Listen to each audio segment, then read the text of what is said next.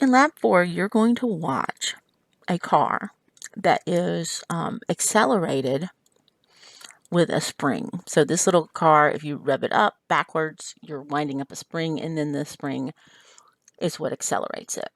So what you want to do is you want to determine whether or not that spring is exerting a constant force.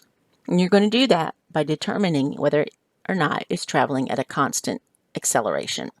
Because according to Newton's second law, a constant net force produces a constant net acceleration.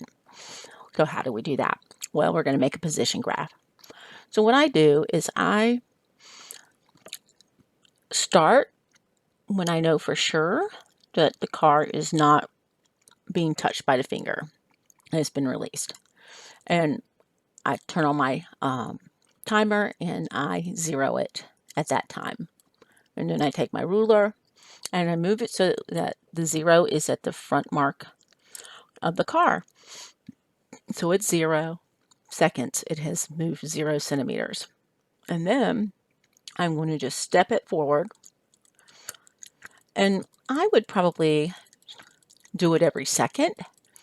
So you could step it until the clock reads 1 second, and then you read the distance it travels. You want to make sure that you have at least 10 points. So you'll have to choose how often you make a measurement by that to make sure you get 10 points for sure. The more points you have, the better your graph will be. And then you're just going to decide, is it a parabola or is it a line? If it's a parabola, then it's constantly accelerating when you make a graph of position versus time. And if it is traveling at constant speed, which means it's not accelerating at all, or a varying acceleration, it's going to have some kind of really weird looking graph if it's varying its acceleration. But you are just checking to see if it is a parabolic relationship or not.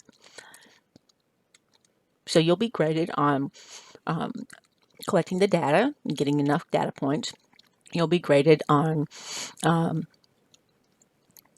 labeling your axes correctly and inserting either a linear or a quadratic fit based on the shape of your graph.